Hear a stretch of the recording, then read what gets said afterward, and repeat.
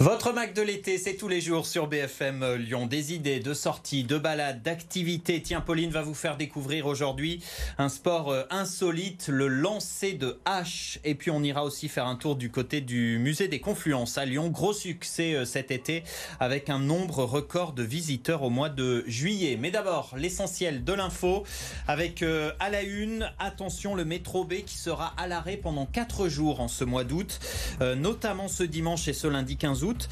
Interruption de trafic pour permettre aux ouvriers d'avancer sur les travaux d'extension de la ligne B vers Saint-Genis-Laval.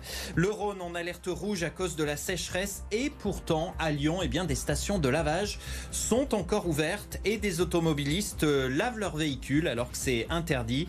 Ils risquent une sanction financière. Et puis le gardien de l'OL, Anthony Lopez, était à Paris aujourd'hui pour plaider sa cause auprès de la commission de discipline de la Ligue de football. Lui qui a été expulsé face à Ajaccio, il risque, Anthony Lopez, 3 matchs de suspension.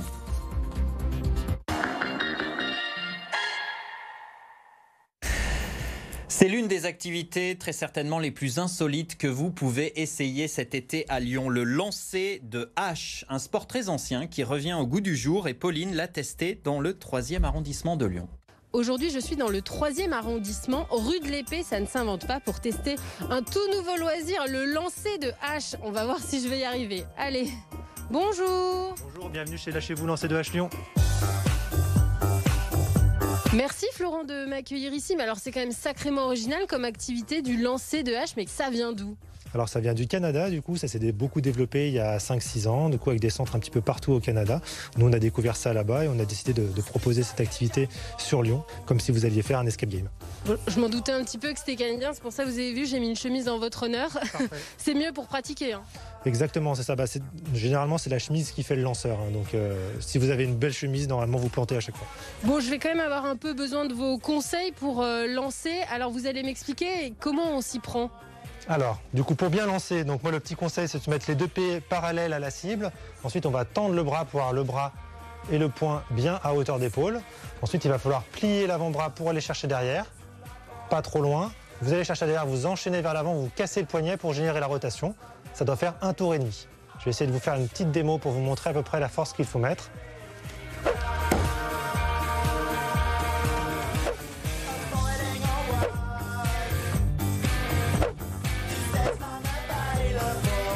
Je sais pas si j'ai tout compris, mais je vais essayer. Eh ben, à vous de jouer. Ok, alors j'essaie, attention.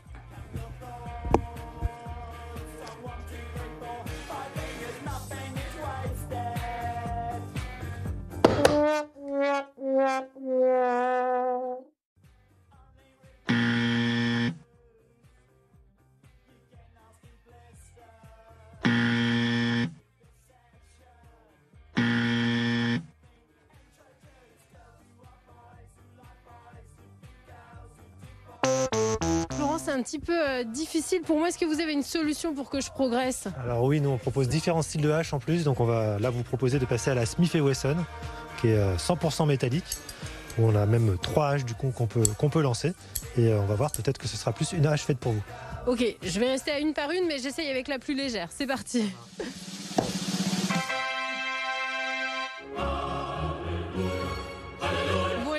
Complètement hors cible et planté à l'envers, par le manche.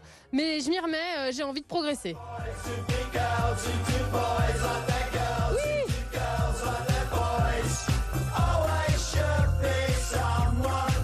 Bon, grâce à la petite hache, j'ai quand même pas mal progressé, même s'il y a encore du travail. Merci beaucoup Florent. Il y a des consignes de sécurité évidemment à respecter, notamment ne pas avoir bu d'alcool évidemment. Exactement, le principe c'est de ne pas pouvoir être dangereux soit pour soi-même, soit pour le centre, soit pour les autres. Et après, il faut avoir les chaussures fermées obligatoires. Si jamais vous laissez tomber l'hache, ce serait dommage quand même d'être pieds nus à ce moment-là. Et sinon, il y a un protocole de sécurité et un protocole de lancer très strict qui permet de jamais avoir d'accident.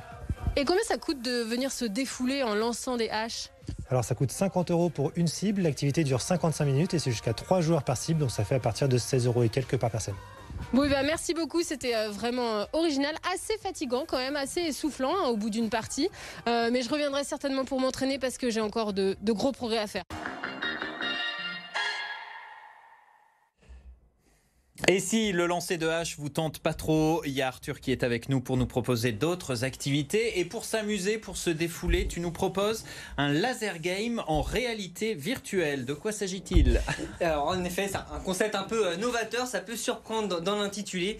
Tu connais, je suppose, Léo, le laser game, dont le but du jeu est de tirer un maximum de fois sur ses adversaires sans se faire toucher. Avec un pistolet laser. Avec un pistolet laser, exactement. Le tout dans le noir, dans un plateau avec des murs, des cachettes, des impasses, donc c'est assez marrant à faire en groupe. Et bien le laser game en réalité virtuelle, c'est la même chose, le même principe, il faut tirer sur des adversaires, toujours avec des pistolets laser, mais avec la réalité virtuelle, on change de monde, on enfile des lunettes, et grâce à elle, il y a plusieurs cartes qui vont s'offrir à nous. Pour être plus clair, en fait, on est dans un hangar qui est vide et dès qu'on va enfiler ses lunettes, on a un nouveau, on va casque. Exactement, ce casque, les lunettes, on va avoir un nouveau parcours avec des obstacles qui apparaissent devant nous. Hyper sympa. Un jeu vidéo en fait finalement dont on est le héros, c'est assez surprenant. Les infos pratiques, c'est possible à plusieurs endroits dans la région, Brignais, Dessines, Dardy ou encore Dagneux. Pour le tarif, ça varie, mais comptez environ 30 € par joueur pour 1 heure de jeu. Deuxième idée que tu nous proposes, un spectacle de musique et de théâtre. La musique, ça ne sert à rien, Léo, c'est pas moi qui le dis, je te rassure, c'est le nom de ce spectacle gratuit, une phrase sous forme de question, et tu t'en doutes, le spectacle qui dure 1 heure a pour objectif de prouver tout le contraire.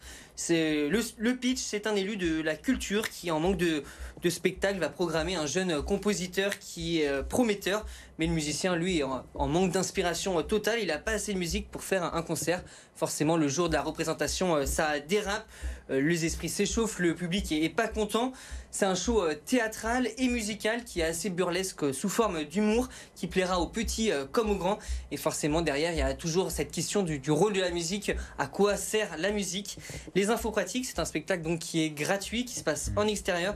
C'est de 18h30 à 19h30. C'est jeudi 11 août au Parc Blandan et le vendredi 12 août à la place des Célestins, dans le 2e.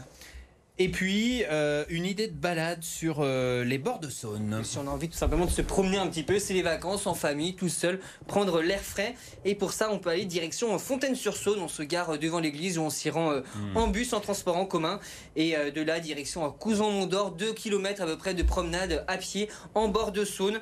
On rejoint un espace herboré au bord de la Saône, on l'a dit, avec des guinguettes, des restaurants dans lesquels on peut se restaurer. Il y a également des grandes parcelles d'herbe dans lesquelles on peut pique-niquer tout simplement avec une vue sur les monts d'Or et sur la carrière de Couzon.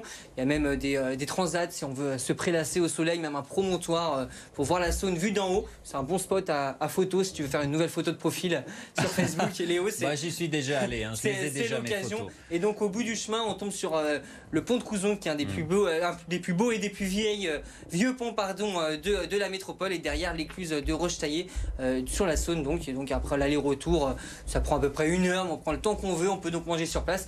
Les infos pratiques, on l'a dit, donc c'est à Rochetaillé, c'est accessible en bus, restauration sur place possible, et on peut louer aussi, je ne l'ai pas dit, mais des bateaux sans permis, du canoë, des paddles pour en faire sur la Saône. En fait, on peut même y passer toute l'après-midi. C'est l'un des spots pour aller se balader et faire bronzette dans la région lyonnaise. Merci Arthur pour toutes ces idées. On termine ce Mac de l'été avec une visite de l'un des musées emblématiques de Lyon, le musée des Confluences, qui enregistre, figurez-vous, un record de fréquentation cet été. 55 000 visiteurs le mois dernier. Reportage de Victoria Solano. Linda est venue en famille avec sa sœur et ses enfants visiter le musée des Confluences. Originaire de Lyon, ce n'est pas leur première fois au musée. C'est vrai qu'il y a souvent des expositions temporaires intéressantes pour les enfants, un peu ludiques. Donc du coup, on revient quand on peut. On est arrivé tôt ce matin en fait. C'est qu'une fois qu'on est là-dedans, on est happé par les expos et on reste plus longtemps qu'on avait prévu. L'exposition sur les oiseaux, c'était celle sur les oiseaux, oui. Oui, c'est vrai qu'il y a vraiment beaucoup de monde. Pour cette professeure d'SVT, même pendant les vacances, on continue de transmettre aux enfants. Et quand on leur demande si le musée leur plaît... c'est bien. C'est bien, ouais. Chips. Les oiseaux et les Indiens et la magie.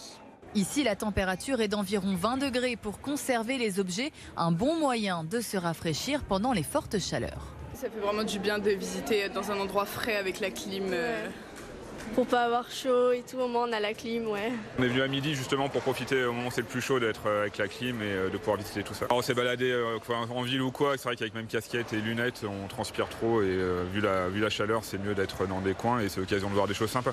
L'histoire naturelle ça plaît toujours et c'est plutôt joli. Au mois de juillet, le musée des Confluences a enregistré un chiffre record en termes de fréquentation depuis l'ouverture en 2014. Le mois de juillet 2022 est un excellent mois avec 55 000 visiteurs qui fait une augmentation de plus de 20% par rapport à 2019. On a un public très familial qui est revenu en masse et puis on retrouve les touristes. On a une fréquentation étrangère importante sur le mois de juillet et qui se densifie encore au mois d'août. 4 expositions temporaires sont actuellement proposées au musée des Confluences. Celle sur la piste des Sioux fermera le 28 août.